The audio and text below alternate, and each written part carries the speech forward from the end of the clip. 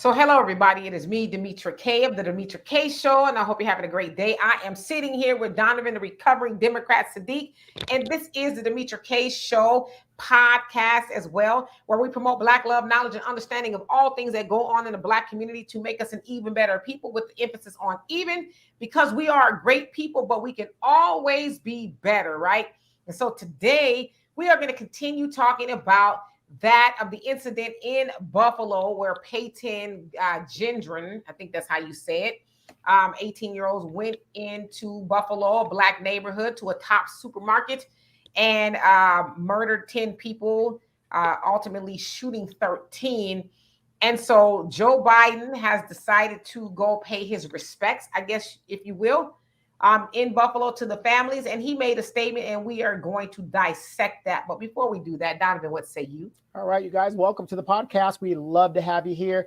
A lot of people have been complaining and asking us, Demetra, when do you go on air, whatever? Hey, why don't you like, share, and subscribe and become a member? And that way you automatically know when we're about to go on air, and you can hear Demetra go off and tell us what's going on in the new Black media. A lot of stuff with the Joe Biden stuff is coming up. And, Demetra, I'm going to have to agree with you on this one. I really do. We don't have any friends out here, so let's talk about it. All right. So, as I said, Joe Biden and his wife, Jill, they went to Buffalo, to Tops Market, the scene of the massacre, if you will. And he made a lot of statements, but this is one that really stood out to me. So, as you see there, that is President Joe Biden and his wife, the First Lady, at the site, a memorial site, I guess, there with all the flowers and stuff and paying their respects. And so he goes on to say, Jill and I have come to stand with you, and and to the families, we have come to grieve with you. Now's the time for people of all races from every background to speak up as a majority and American and reject white supremacy. Well, it sounds good on the surface, but nothing rejects white supremacy like it coming from the federal government, right? Now, Black people have always rejected white supremacy, right? So that's not on us. It's not our job. So when you say all Americans, that includes us as well. And so we've been denouncing it really since we got over here on those slave ships. And so President Joe Biden, I should say, you have all power in your hands. Literally, you have the power of the executive pen. You also have Congress in your favor.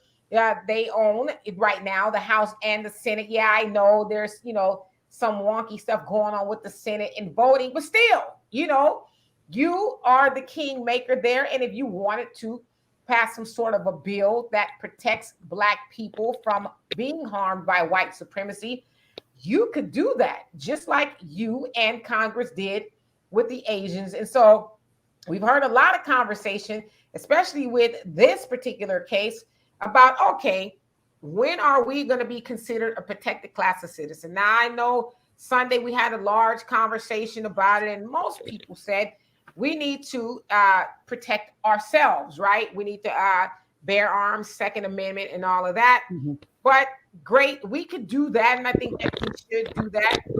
You got some background feedback on your vest. All that stuff on your vest is rubbing your mic. Go ahead.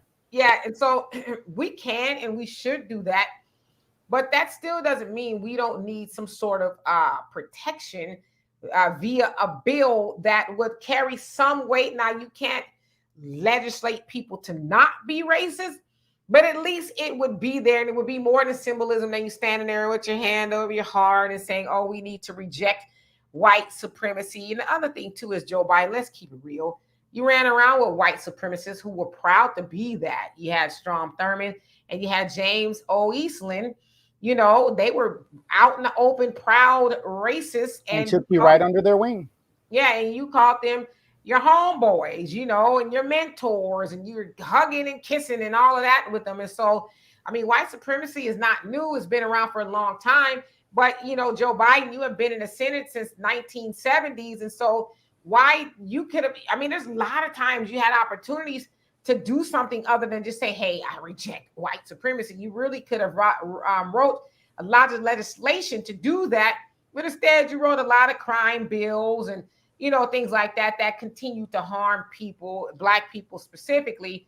And so here we are, 2022, Black people being slaughtered, and you're telling us that we need to reject white supremacy. Nah, we think you need to do a little bit more. What say you, Donovan? Well, let's dissect with what you have up there in his statement. It says, and this is the president of the United States, you guys. He's saying, and it's a call to action. When the president says something like that, it's a call to action. He's asking all Americans, now's the time for people of all races, from every background, to speak up as a majority and American and reject white supremacy. Now, I want you guys to listen to all our allies out there. Listen to this.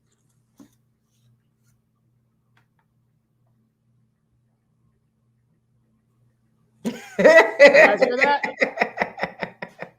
Have you heard a statement from the Hispanic caucus? Nothing. How about the Asian American caucus? Nothing. How about the LGBTQ? Nothing. Even our own Black folks? Nothing. People, if you guys do not get it by now, we are all we got.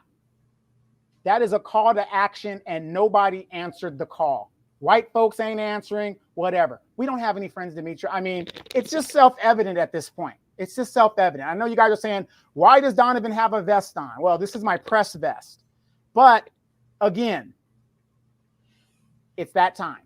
We don't have any friends out here, you guys. And I mean, it's just evident. Wait, I'm going to do it one more time because I don't want people to think that it's just some anomaly. The president of the United States, if this was 9/11 and we were attacked, look how many people answered the president's call. People were joining the military left and right and just doing their patriotic duty and, whatever, even though we ended up killing the wrong guy. But anyway, but everybody answered, right? This is the president saying, stand up for Black people. So let's listen to our Hispanic, Asian, white, LGBTQ allies answer the call. Let's hear.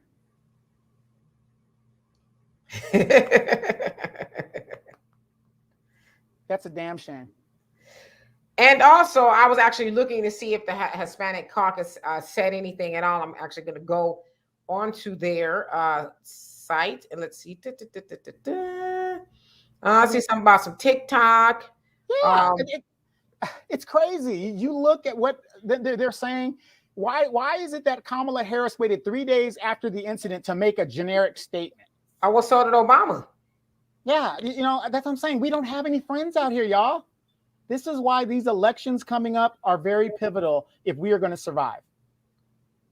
I'm just looking to see if they said anything. Let's see. Did the Asians say anything? Individually, did the Progressive Squad say anything? They said something about LGBTQ. They're saying something about immigration. But we're paranoid, Demetria. The Black media, we don't know what we're talking about. We're paranoid. They're talking about the babies, I guess in the detention center, of course. Oh my undocumented. God. The milk shortage. Oh my God. We don't have any friends, you guys. This is self-evident. They're talking about the El Paso Congresswoman AOC. She talked about the El Paso situation. Where the guy went into the Walmart. Why is it every shooting that happens to us, they group it with other people, with other shootings that have passed? We're talking specifically about Black people. This is happening to Black people. This man targeted Black people. Still some more about LGBTQ, the jab. They're talking about that. So I'm not lying. I'm just looking at it. That was today. Now I'm going to yesterday.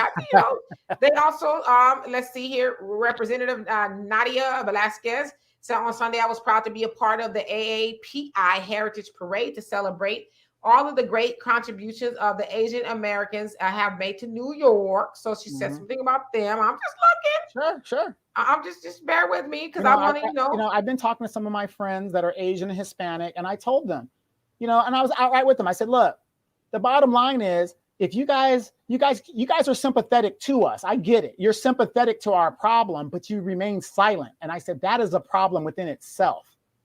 When are you going to go out there and stand on the line? But they're not going to do it. So they did on yesterday. They said senseless gun violence has once again terrorized our communities. These hate-driven crimes will leave permanent wounds in families, loved ones, and those individuals across the country. Trying to understand these tragedies, our hearts with those mourning. And then she reposted somebody says, I will never accept the bloodshed from the mass shootings this weekend as normal. It's horrifying that in less than, and I guess she had a thread. Wait. Let me clarify that text or whatever, that tweet or whatever. I know what you're going to say, but go ahead. She was talking about the shootings here in California that happened at that Asian temple. Well, but how do we know which one? Exactly. That's where I was going with that. Exactly.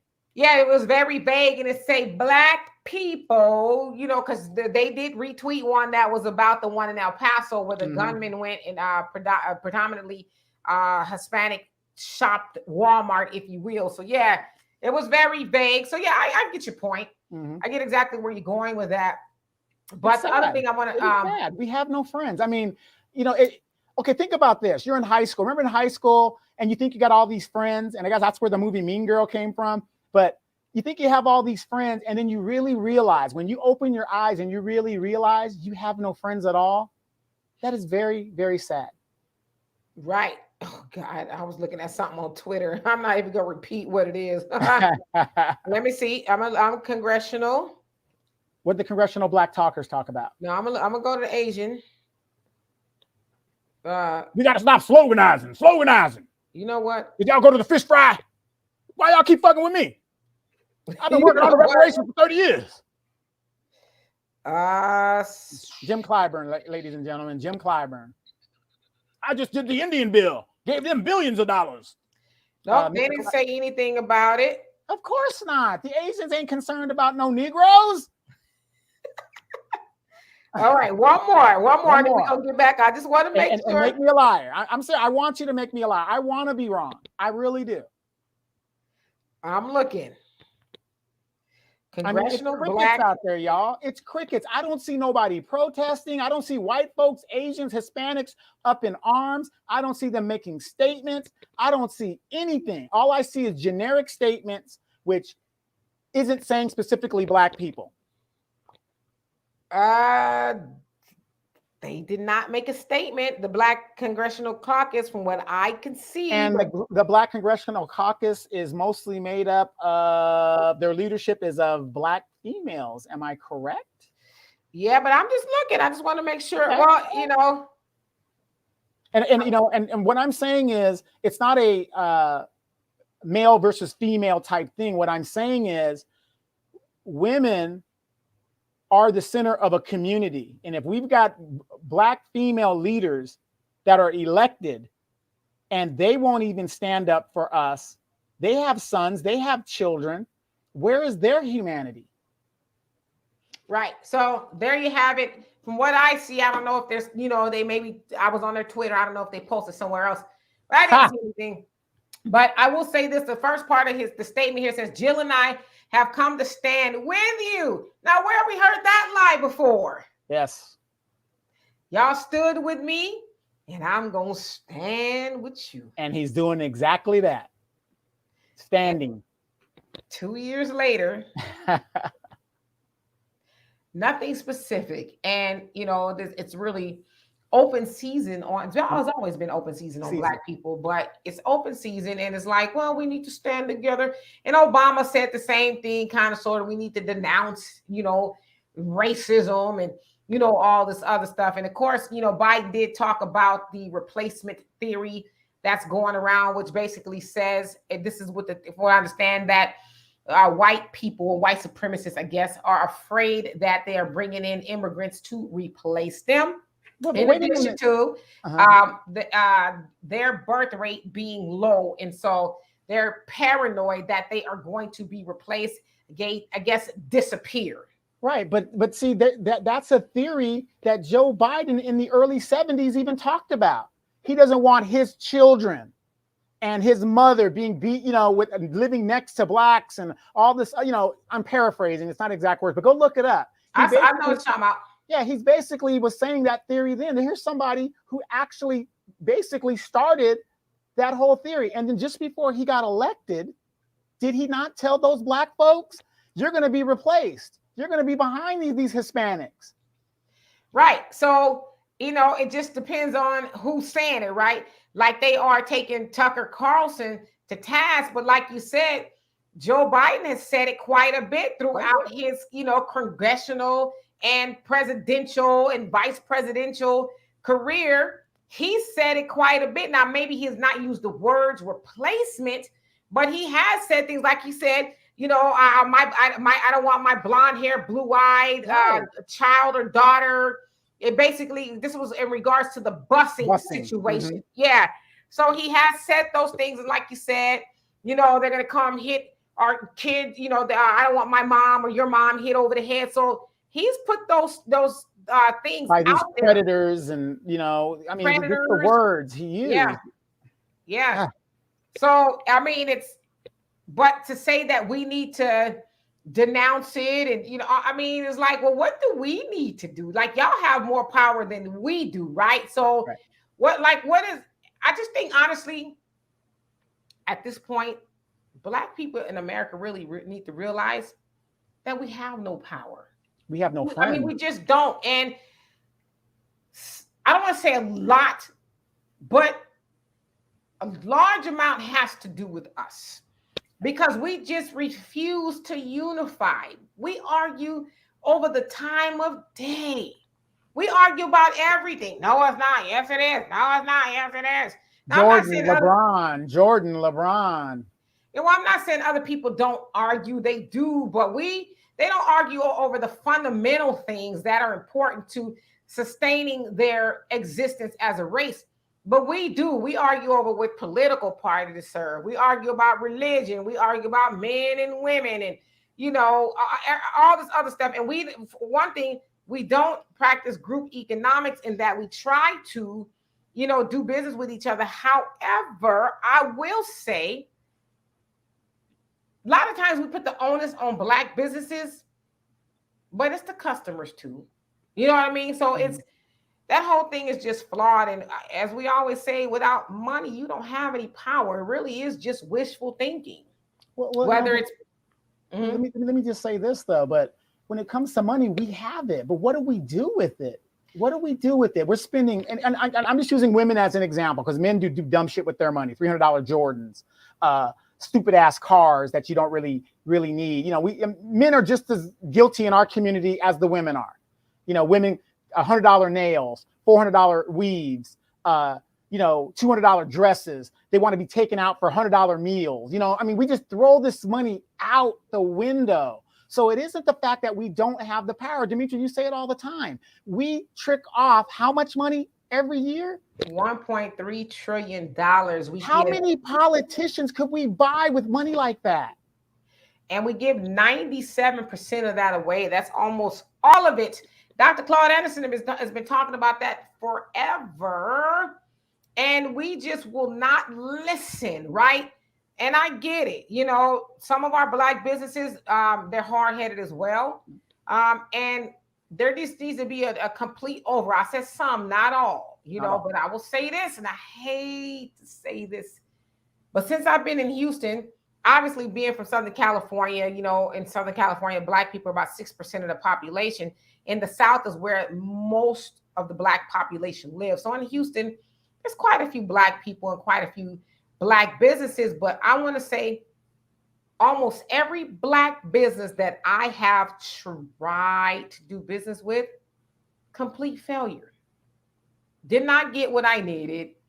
It was horrible. And it was just the most, right? What the experience of it, or just the aspect of doing business? Just all of it, the experience, just the quality, the expectation, and only person that's ever done right is, my lawn guy, which is Terrence. I love him to death. He comes through, and I've never had anybody do my yard as well as he does it. And consistently. Consistently, he shows up and he goes above and beyond. So I'll never have nothing bad to say And, about him. but in Ever. all your travels, how would you say doing business in all your travels have been? Where's the best place you've actually had good service and good business practice? South Africa.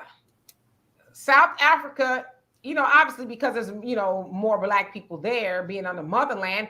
South Africa, every black business we went to, they were amiable and that they were happy and smiling and the food was good, the service was good, all of it, it was bar none, right? And it felt good to be amongst your people and actually have, I wouldn't even say it was superior. I think we consider it superior because we're so used to low quality. Yeah, in the States, we're not used to superior. And I just really do hate to say it, but we're not used to superior black-owned businesses. It's if it ain't one thing, it's another, right? Well, and I'm glad you brought that up because also when it comes to the salesmanship, Mama Zulu had us ready to buy the whole place out. You know what I'm saying? I love Mama Zulu. Yeah, she was like the ATM. I walk with you to the ATM, no problem. I love her. I love her because she's an older woman. I would say she probably had to be in her 70s, I would think. But she was about her business. Boy. Yeah, she was out there with the street vendors and she was like, oh, you don't see what you like here? Come on, follow me. And she had her own, business in a building and all of that, but she was out there hustling and she lured us person. Well, she didn't really lure us. We kind of fell in love with her. And shit, Donovan emptied his whole damn wallet up in that lady's store. She was like, you got any more money? He was like, I gave it all to you. Yeah. Yeah. And it's all because of the feeling of how she made me feel, Yeah, she was just like, she was a saleswoman, but it wasn't that pushy, or I'm just here to take your money. She was just like, yes, we have this. Oh, this would look good on you. Oh, yes, yes. What size do you wear? Okay, let me see if I have it. So she was just whatever she needed to do to make sure that we walked away with all of the damn merchandise. Nice. All of it. And even there was another lady that we shopped from. It was a couple days before that in in the fashion district where we were. And we went in there and she gave us a history lesson about certain things. And like it was beyond the sale. She really was interested in telling us about the stuff that was in her shop. Because you bought what did you buy from her? Was it a picture or it was a little like a Zulu safari type picture graph. Yeah, but she wanted us to know the ins and the outs about everything that we looked at. And so the service was bar none. But I just say coming back to here and us practicing group economics, I think we need to get the fundamentals down. It's business 101. And as my younger brother always says, because you are a black business, that doesn't guarantee you black customers. You still have to earn the business. You still got to do everything that, you would want somebody else to do. Like if I come in your restaurant, can I get some napkins? And if I ask you for napkins, don't get an attitude. Well, we didn't give you none. Well, the funny thing is, like I said, everybody makes the argument about, and I'm with you, you got to have money to buy politicians and to take part in the political process, right? We have all that money, we trick it off. So when I hear people talk about like black people ain't got no money, that's bullshit. We've got money, we trick it off. But here's my point though. Ladies, I know you guys want to look nice, you get all this nail, stuff like that. But instead of, I'm not saying because you're a black man, you should go there. But why is it that we go to Mylene and give her all the money? Can I be honest with you? And now listen, I don't come from my head. Y'all don't come from my head, but I'm a realist and I like to speak on real things. Okay. I don't go to them at all. Okay. I don't go to them, get my nails done, do my own nails and all of that. Okay. You got to take a deep breath. Mylene and them gonna get you in. They gonna get you in. They gonna get you in. They gonna get you out. Then you're not gonna go in there and pay an exorbitant amount of money for your nails, and you're not gonna be waiting, for 2-3 hours for somebody to do it. You ain't gonna, be rushed up out of your chair and all of that. Now listen, I get that there's more to it. They got a lock on it. They got more nail salons and stuff. But why? Why do they got more nails and salons and stuff? Because they know how to pool their money back into their community. And so they say, okay, Mylene, you want to open up a nail salon? Okay, well, with the council of, Asians or whatever, we got the money. It ain't in no bank. We got the money right here. Go find the building, get all the stuff you need, and we're going to fund it. And when you turn over a profit, you pay it back so we can get some more businesses up and running. But us, we don't do that. I walk into and listen, I'm not trying to, come down on black businesses. But if I walk into a black business, I'm going to tell you my experience with a nail salon here in Houston, okay? Not talking about the person, I'm talking about the salon. The salon, the business. My daughter and I went in there. We made an appointment to go to get our nails manicured or whatever. It's black. We get there, the damn salon wasn't even open. Was not open for a whole nother 45 minutes. They kept saying, oh, they're on their way. They're on their way. They're on their way. They're on their way. Now, we drove a ways. So if we lived around the corner or whatever, then, we probably would have just went home. So finally, she gets there. It's one girl. She's got to open up the shop and do all this other stuff. And she sits me and my daughter in the chair and the water's running. We're waiting for like 20 more minutes or so for them to get going. It's just her. White couple walks in and they take care of them and we're waiting. She goes, oh, the person that's supposed to do y'all nails, she's not here yet. Finally, she gets there. She says, nobody told me and this, that, and the other. And I tell you, 3 hours later, for a manicure and a pedicure for my daughter and I. And they charge you full price, I bet you. You better goddamn believe they did. You better believe they did. And it wasn't cheap. So when I go to Mylene, I'm going to pay, I don't know what a manicure is up in a spot, but I don't know, maybe $15. $15, because the nail shop there, and then on the next corner, that's owned by an Asian. They're all related. They all are related. So they can keep a lower price because we know that the dollar, I'm just talking about their dollar. Their dollar circulates a couple of more days, probably upwards of almost 30 days from what I understand before it leaves their community. The black dollar circulates 6 hours. And where does our black dollar circulate to? Them and the white man. Let a sister get paid on Friday night or Friday. She got her hair appointment. She probably gonna go to a sister because we don't let too many other people do our hair. But she gonna go get her nails done and her feet done. It's probably with them. Probably gonna get some outfits or whatever from somebody else. And same thing with the brothers. Y'all gonna give y'all money the way to Gucci. Yeah, we're gonna get our hair cut. That's $30 to $50 now. You gotta get a tip. All right. Yeah, so our money, poof, it's gone. And so when you have no money, you have no power, and it's hard to say, hey, Mr. President, we happen to be the brokest people in America, not because we don't have the money coming in, but because we don't keep the money. So, hey, we're the brokest people in America, and we want you to do something for us or else. If you don't, then we're going to do this. And he's like, oh, yeah, y'all can't even stay up out the chicken and rice house that comes up in y'all neighbors. I'm telling you, I drive through some of the urban neighborhoods in Houston. I can't tell you how many chicken and rice houses I see up in there. I'm like, what are they feeding y'all? And y'all up in there eating chicken and rice? Like, that can't be real healthy. I mean, I've never been in one. I'm sure maybe they got a vegetable, I would hope, but just chicken and rice. Well, they might have that good brown gravy. What is brown gravy? Think about that. Do they got chicken and rice houses inundating their neighborhoods? No, not at all. They got stuff they like to eat, but they give us the crap food, and we're lined up to eat Waffle that House. Stuff. Shit on the shingle. Shit on the shingle. Yeah, and and everybody else that sets up in our neighborhood, and we just like robots. We line up and give them our money, right? And so, they got their stuff together, and we just don't. And I'm not saying that's all black businesses. I just personally haven't been to a whole lot of black businesses that have completely got their stuff together. I told you about the time when I was in California. I went to this brother's restaurant. It was a hamburger spot, and he had vegan burgers, and he talked to me like I was a trick off the street. Because I asked him, was right when businesses were allowed to open up and be at half capacity.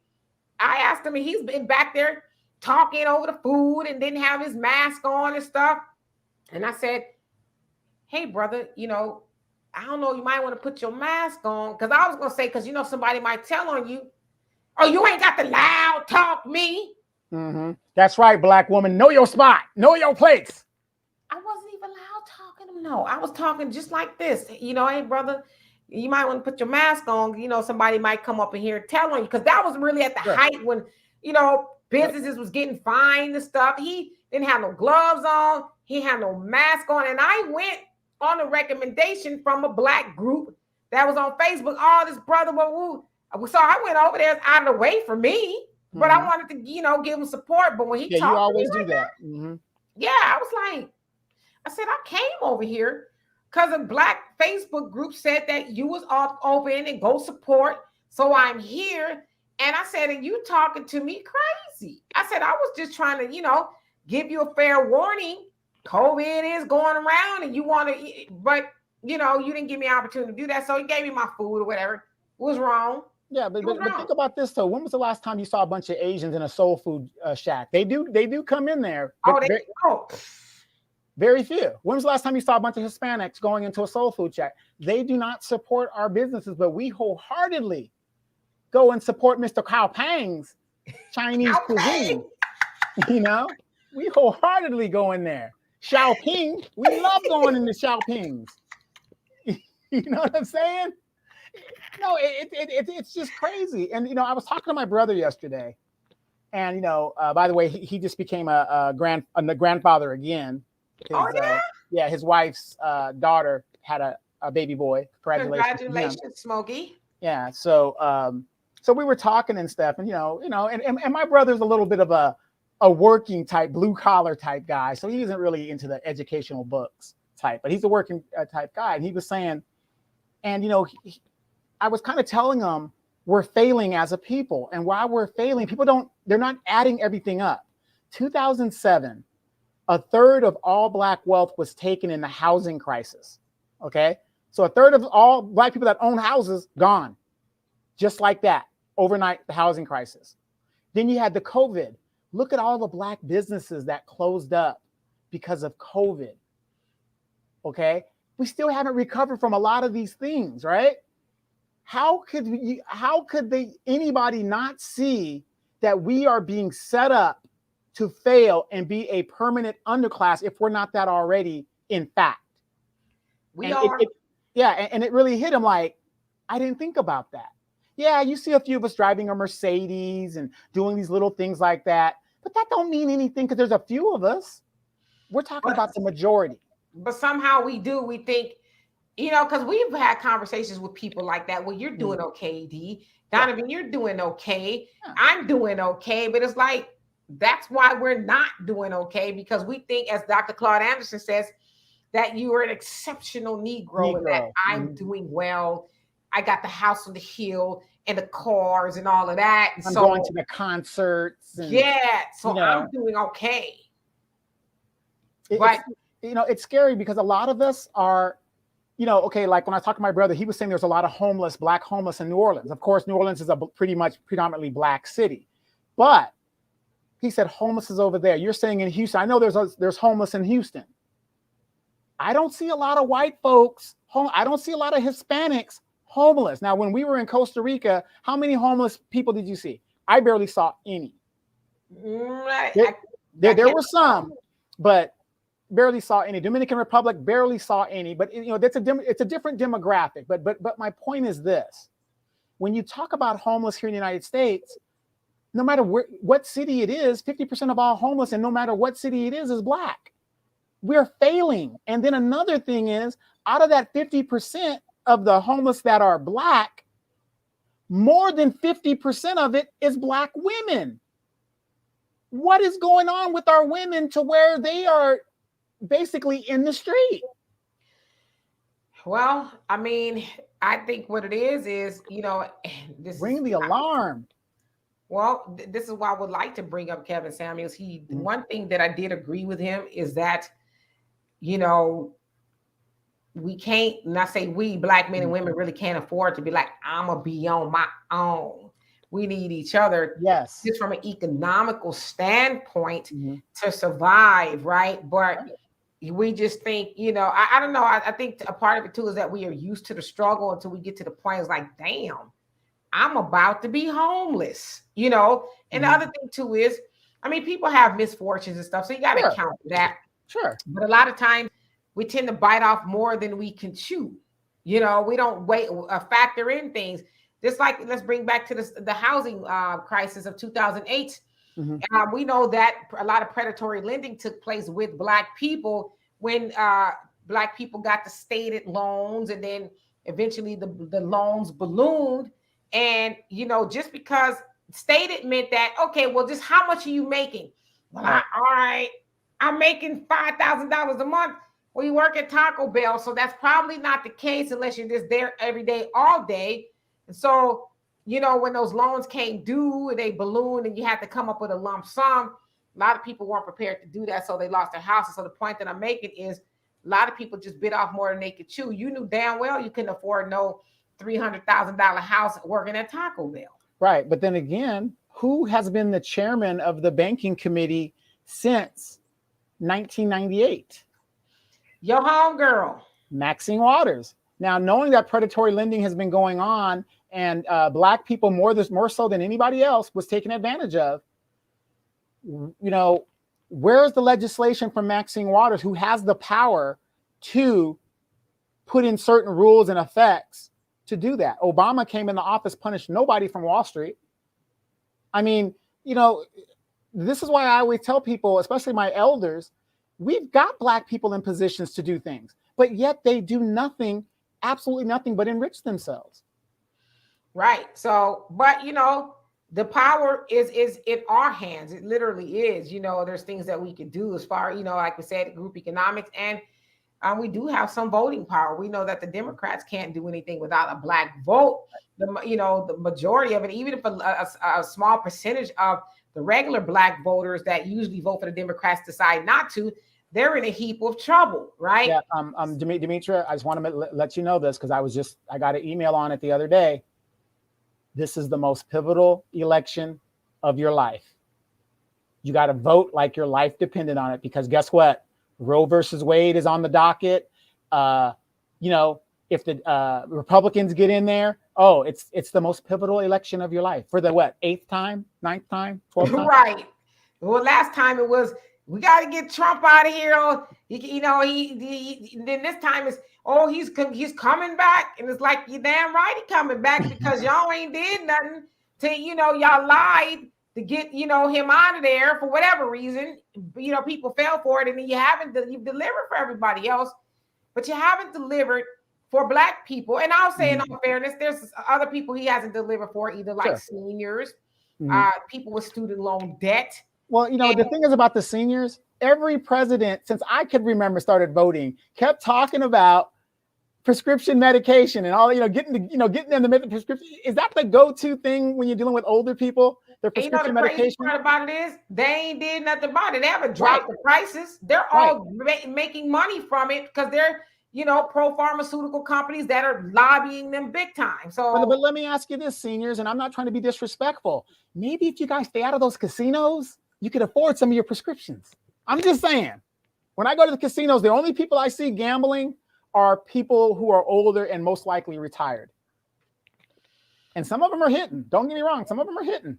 But my thing is this, though. Even if they are gambling, why isn't their medicine damn near free? Good point. I mean, it should be, right? Good point. A lot of other countries, their medication is free. Or why can't we use the generic, and they have an option to use the generic one versus, whatever their insurance plan is? Why can't the insurance plan negotiate the generic one, which is a lot cheaper? Well, a lot of times they usually do. From what I understand, most insurance companies, depending on what plan it is, they like to go with the generic form of it first before they go with the name brand. But I mean, I think it should be free. And so, they're telling us it's the most pivotal. Why? Because you're in danger of losing your job. Power. Like, for real. Power. Yeah. You're really now you're in danger of losing your job. And so who is it most pivotal for? Us or for you. Mm-hmm. Mm-hmm. And if you notice in this election cycle, a lot of the Black leaders are heading for the door. Cedric Alexander, who left his congressional seat from New Orleans or Baton Rouge, whatever congressional district he did, to become an advisor to Joe Biden, he just left. He's like, I'm out of here at the end of the month. And what these people do is they go away and hope you forget all the damage that they did and what they didn't do so that they could come back to get another job and do something else. But here's this nigga that was out here, Joe Biden, this is that, and they're running for the door. Bobby Seals, he got the anti-lynching bill after 30-something years of being in office, and then now he's leaving out the door. I mean, all these people, they all should leave. If they all came in together, they should all leave together. I think we would be better off. They're leaving with a golden parachute too, right? Right. Exactly. After raking up all those coins, from all those years of lobbyists and turning a blind eye and bidding for everybody else but their own people. So they're not leaving poor. They're leaving enriched. Yeah, and let me ask you this: when the Dems lose the House, do you think Nancy Pelosi is going to stick around to possibly become the majority leader? Because remember, she was supposed to have stepped down as majority leader in the last election and the election before that. Right. So this leadership that's in the Democratic Congress, are they all going to step down and resign? Because obviously they are pitiful. To keep these bootlicks empowered, it wouldn't make sense to me to keep the same people who don't know how to legislate. Right. I totally agree. So Donovan, you had an axe to grind earlier. Do tell. All right, here's my axe to grind now, and it kind of goes with what we're talking about. We're talking about financial literacy and just being responsible with the bills that we make or the loans that we take upon, right? Now, I'm one of the people, I will say, I am not for student debt forgiveness. I'm not for it. You took the loan out, you should pay it. That's just me, but I'm one person. That's just my opinion about it. If you get it, great. I mean, I'm not against it. If the president does what all he needs to do is a pen and sign it into law, and that's it. Doesn't need Congress, doesn't need anybody. Okay. So I had and you know when I'm about to do this, I'm about to take notes, right? Right. So we talk about financial literacy and stuff like that. There are all of these women, younger women, and I'm going to talk about modern women because Demetra is more prehistoric. Okay. She's from the prehistoric group.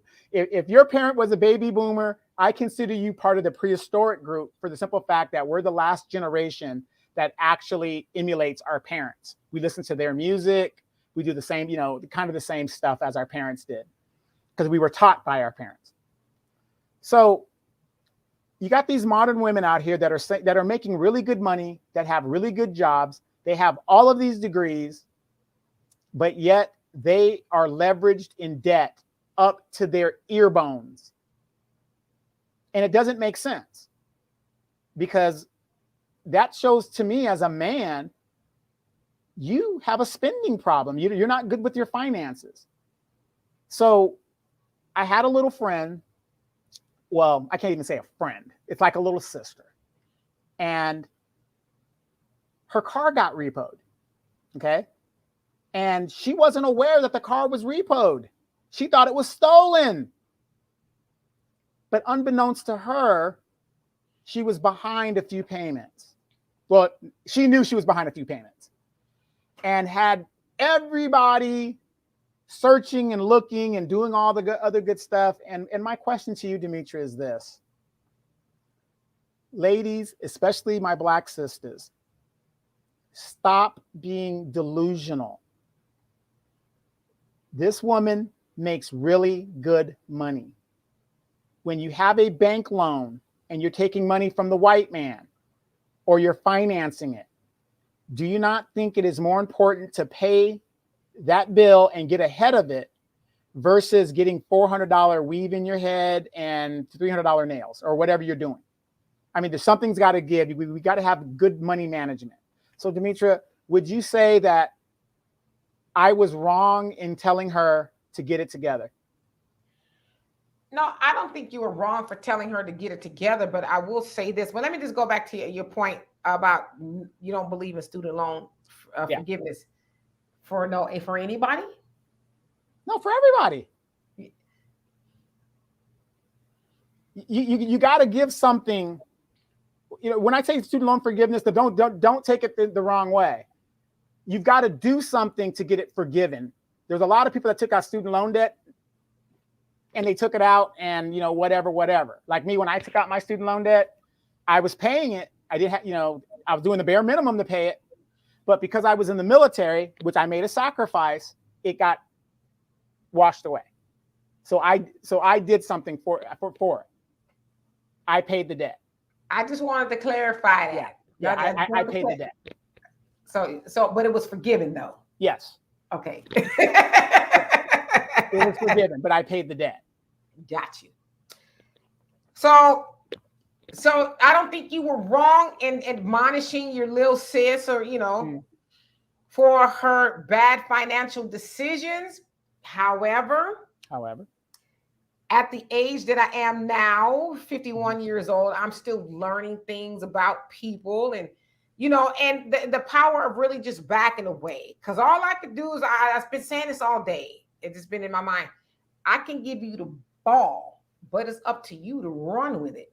Right. So basically, if I give you the knowledge, the wisdom, the information, whatever it is to improve your life and you don't run with it, that's on you.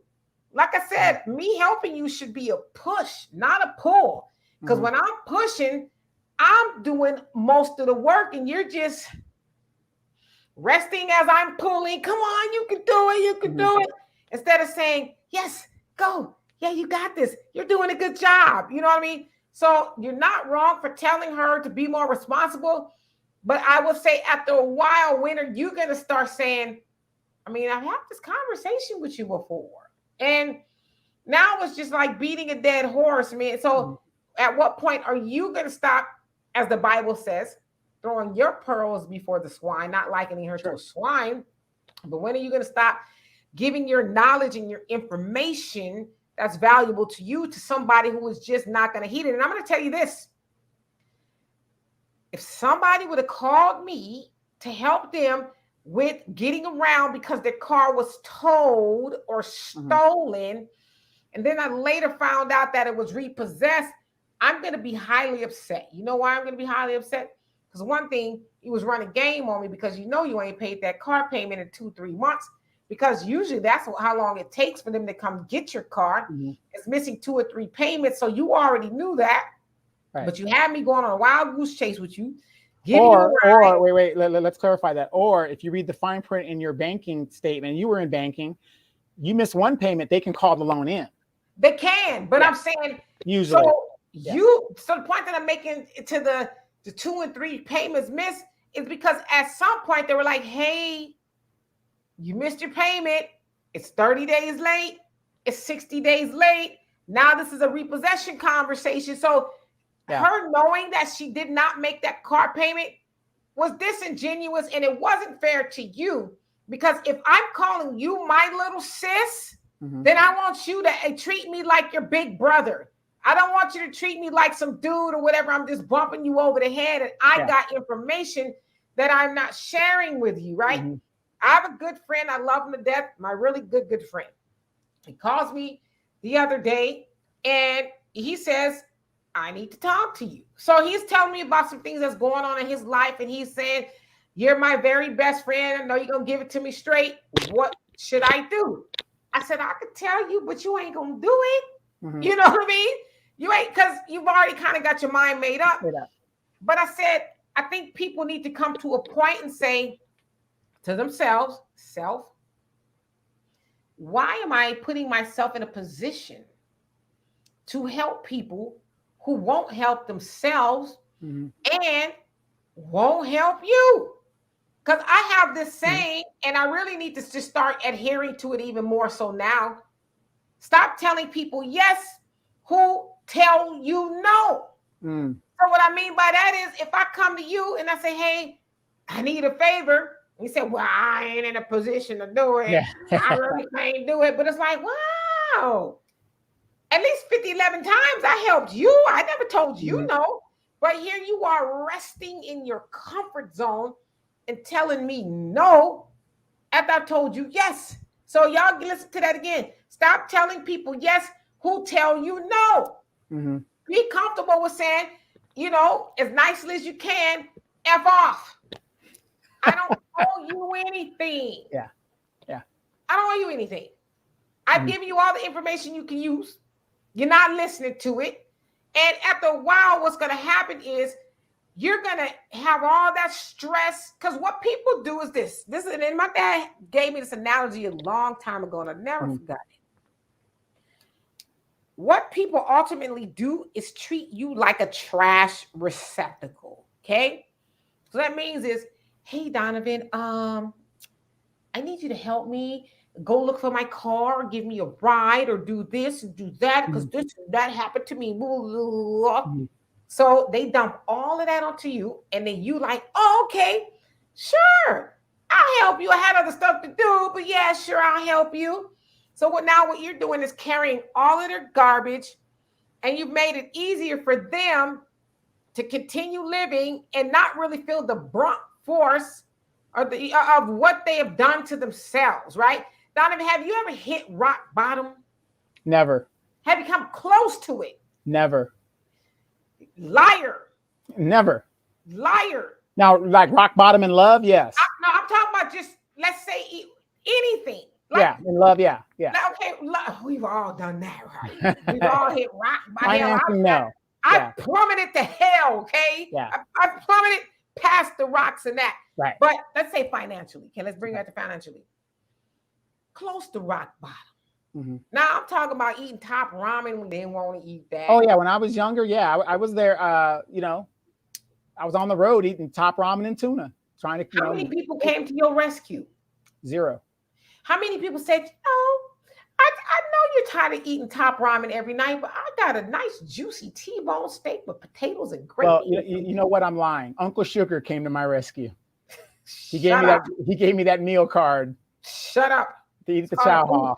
I ate at the chow hall. No, I ate at the chow hall. Oh, the chow hall. Okay. Yeah. But the times that you weren't able to eat at the chow hall, how many people came and delivered groceries at your doorstep? Nobody. None. Mm-hmm. And so you then learned how to not get in that position again. Right. My mom and dad have both said, God bless a child that's got his own. Mm-hmm. I come from hustlers. My whole family is a hustler, all the way to my grandmamas and my grandfathers. Hustlers, right? And so I learned that you better get it from the ground up, get it out the mud, because I was always taught too, needing somebody should be your last resort. Be your last resort. And if you need somebody, don't screw them over. Because if you needed that person, it was probably the only person you could depend on. And somehow you found it in your mind to be ungrateful and to not return the favor in some way, shape, or form.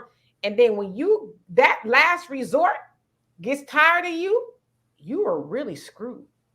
Absolutely. Now, I wouldn't say my friend was ungrateful. Like I said, I wasn't saying that necessary to her. Yeah, her. Yeah, I'm just saying in general, right? Yeah, in general. I was actually talking about my other friend who was going through some things. Yeah, still doing some stuff. But but here's my question, Demetra. You hear these women, these modern women today, talk about they want men to have 6-figure salaries and drive a certain car and have certain things, but yet you look at a lot of these modern women's finances and it's in disarray.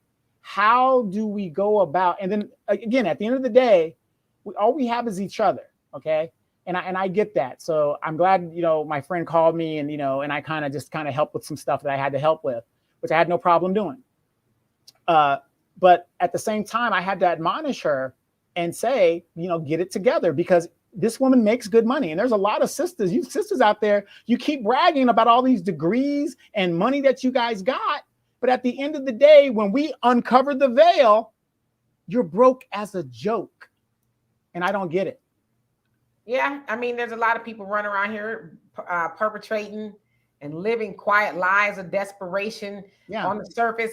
They got it all together, right? You see somebody, especially on social media, oh, they just got it all together. Oh my gosh, I would just love to be them.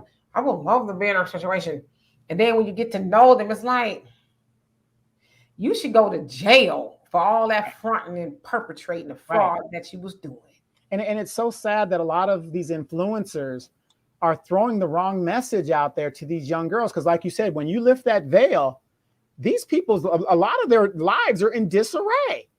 But it serves the purpose for a moment to get you to be a voyeur into their lives. Because see, social media, you can be anything you want. You can be anybody you want. I mean, how many of us have met perpetrators on the internet? People who said they were one thing online, and then when you meet them, you're like, what happened to the person that had it all together and they was styling and profiling and they was smart and all this other stuff, and then you get them on the phone, it's like, yeah. Well, for me, I hear a lot of these, divestors and stuff, and they're talking about all this stuff that they have. And I'm like, if you're making money like that, why are you living in an apartment? Well, I mean, there's a lot of apartments out there that cost a lot of money, but I get what you're saying. Yeah, no, I agree. There are some, but if you're making money like they're claiming they're making money, why do you even have an apartment? Well, there's people who make a lot of money, but there's a lot of people who don't keep it. Right. You know, and that's my point with the finances within our community. We have the money, but we trick it off so much. This is why we are failing. Another reason why we're failing as a group of people. If we don't have any money and we don't have any political power, Demetra, what is the recipe for that? If you don't have those two things in this country, that relegates you to what level of a citizen? Servitude. Slave. Exactly. Slave. We got to get it together. We really do. And like I said, yes, women are highly educated. Black women are highly educated. You guys got all these degrees. I mean, Demetra, I can't tell you how many friends of mine that are older than me, maybe by 8 years or something like that. They're not my mother's age, but they're in that next group. They've got all these degrees, but they're alone. Yeah. And they're still working. They're still working, but they have it all figured out. Well, I would just say this. I mean, yeah, and I got degrees and all of that. It's not that I want to be alone. I you do. Somebody. I mean, let's put it this way. I would rather be alone than to deal with boys masquerading as men. Right. I would rather do that. But ultimately, I'm not trying to be alone. I'm just not. I'm not one of those women who say, then cooperate, damn it. Shit, I cooperate, okay? I don't have a problem cooperating. And I'm not sitting up here saying I'm perfect either, but I don't bring those issues, combative and you ain't gonna tell me. I don't bring those issues, right? But so I get that. Some women are just like, hey, you know what? It's just me, myself, and I, from here on out or whatever, until further notice. So, well, let me ask you this, since we're chatting it up. Do you see yourself with somebody in the next 3 years? Yeah, I do. Okay. I do. Is he down there in Houston, Texas? I don't know. Okay. I don't know. Got to keep hope alive. Oh yeah, like I said, I'm gonna die with a king. Believe that. I'm gonna have me a boo thing, somebody who was intellectual. See, I'm stimulated by intellect. Okay, I like smart men. I like men who could chop it up. Educate me on world affairs and different things. Like I'm reading a book that I've read years ago, and you probably read it too. It's by Francis Kafka, called The Metamorphosis. Oh, yeah. That was years ago I read that. That's when I was really into the nation and stuff like that. Way back. Well, this book is actually, I guess, I don't know if he's a Jewish guy, but it's a fictional book. Yeah. And the book, it's, and I'm rereading it years and years later because I want to get something that perhaps I didn't get from it before, but it's about a guy who was taking care of his whole family And he's the breadwinner, right? He's a salesman. He hates his job. He's been there for 15 years, but he's got to help pay off his parents' debt because their parents are indebted to his parents are indebted to the company he works for. So one day he wakes up and he's met I guess, turned into a roach. Yikes. And he's lying on his back in the bed. He gets up at 4 o'clock every morning. He has to catch the train. And he wakes up and he's like, I really can't move like I normally would. And so he lifts his head up and he could see that he is metamorphosed size, however you say it, into a roach. And he's just going through these thought processes like he wasn't freaking out. He was like, okay, but I still got to get up and go to work. I've never missed a day of work in 15 years. And the boss is going to come looking for me. And his family comes to the door. Well, it's 6 o'clock. You should have been on the train. And he says, I don't sound right, but I fool them into thinking that I'm normal because I'm a roach now. Right. And so somebody does come looking for him from the office. Where is he? He doesn't show up. But he says, luckily, just from traveling a lot, I've gotten the habit of locking my door so they can't come in. But I can't necessarily open the door either. And so I'm rereading it. I'm on the first 10 pages or so, and he's contemplating how's he going to roll off the bed. If I roll off the bed this way, I'm going to bump my head and I'll hurt myself. And so he's going through all of that. And so the point that I make is I like reading stuff like that because there is a lesson to that. He's got the world on his shoulders. And for some reason, he's turned into a roach. One of the most despicable things on earth. A roach will be here long after the nuclear wars are done. But why him? Why is he turned into a roach? And he's done things so admirable, like he's even paid for his sister to go to school. The whole family finances are on him. So he seems to be a good person. So why does he turn into that? So that's what I'm reading. That is my bedtime book, to read before I go to sleep. Have you ever saw the movie Gung Ho with Michael Keaton and what's her name? Minnie Driver? No, Minnie. A long time ago. It's about like an American company factory comes over here. It's a Ron Howard directed film. Long time ago. I always tell people to watch that movie if you want to know what the problem is in America and the American worker. We want everything for nothing. We don't want to work. We want to just, do it half-assedly. And and then at the end, we suffer. So this Japanese company comes to America to, give this great opportunity. And I'm not saying take anything that they give you, but you got to prove yourself first. Right. Right. So, they're negotiating and they want $25 an hour. Now, this is in the early 80s. They want $25 an hour and all this other stuff. And the Japanese are like, no. You got to do this. You got to do this before you do it. So what I'm saying is in regards to us here as Black people, as Black people, we have to stick together and put aside this male-female bullshit and prove to ourselves we don't necessarily, it's obvious we ain't got any friends. So it's obvious, we have to do it on our own and we have to prove that to ourselves and we got to prove that to them. We don't need them to be successful. We've been doing it for years. How did we get off the tracks? I don't know. But the point is we can get back on the tracks and we can make a comeback. And in the movie, it even said that in the movie because the guy, they didn't make their goals. Michael Keaton goes, so what? So what? But we did it together. We're together.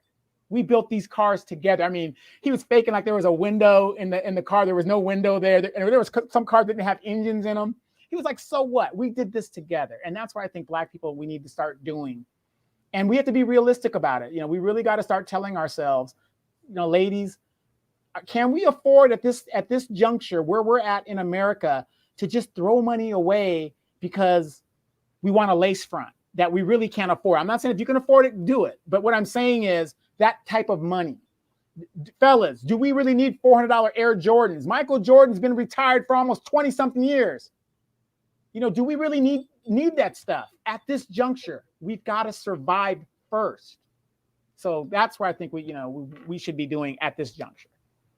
Absolutely. So anyway, we are going to get out of here. Y'all love and appreciate y'all. If y'all made it this far, we will be back on Wednesday, which is Wealth Wednesdays with Walter, and then again on Sunday for the live show. So until then, you guys be blessed, and we'll see you later. Peace.